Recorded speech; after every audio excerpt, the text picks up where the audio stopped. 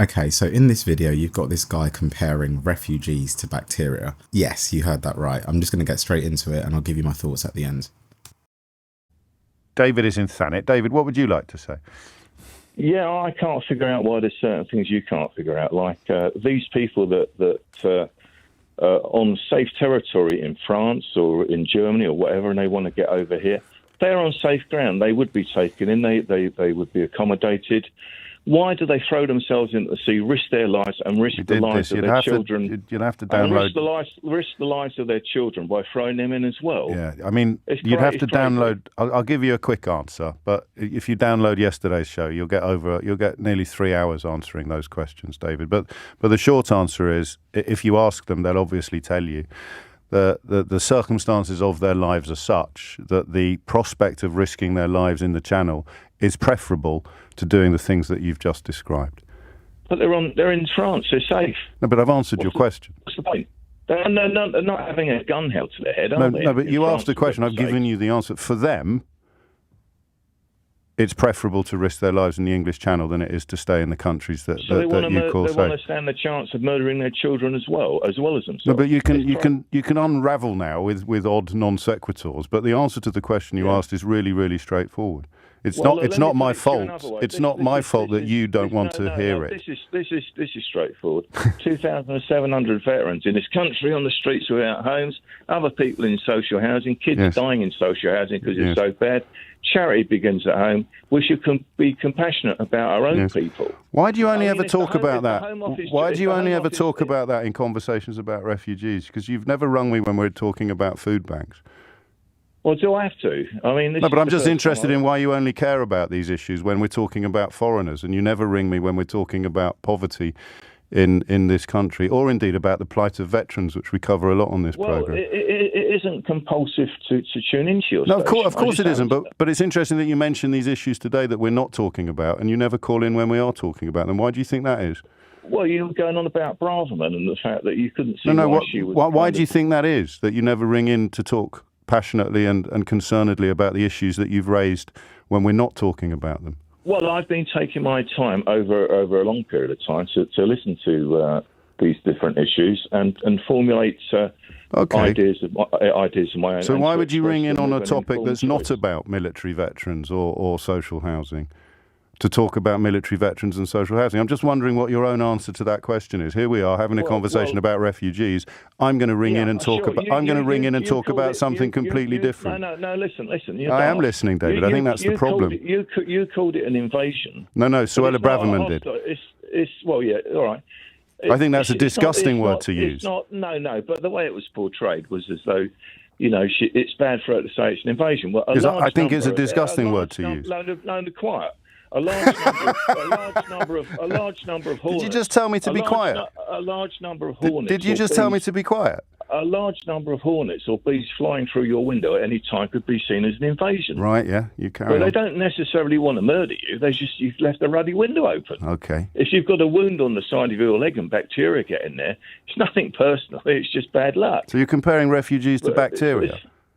No, but you are. You've done that straight away because I know where you're coming from. Okay. Yeah, you're deliberately doing that. Okay, just run me through that, David. I just see them. I will. I see. Why have you mentioned bacteria in a conversation about refugees? Because of the word invasion. Well, but I'm objecting to that word. You're defending it. Yeah, a large number of. So why have you mentioned the word bacteria? I have listened to you, David. I think that makes one of us. A large number of anything can be qualified as an invasion. Only if it's a threat. No, it doesn't. Large numbers, pal. You never talk about an invasion of Good Samaritans, do you? Or an invasion of angels.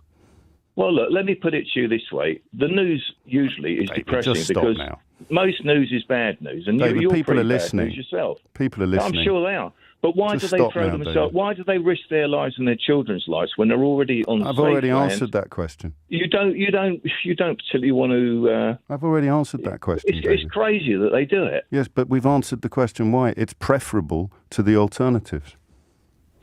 Well, I say again, charity begins at home. We Except it doesn't though for you, does it? They're already on safe ground in France and Germany. So why do we worry about them? Do you know, the more you repeat yourself, the worse it gets, not better. It doesn't. Only because of your own, whatever you've got in the back of your head. Right. Your own brainwashing. Yeah. Yeah. I mean, most people spend most of their life in the back of their heads. Okay. And mate. quite honestly, we can't afford to run this country at the moment as things are for our own people, let alone paying the bills for the rest of the world.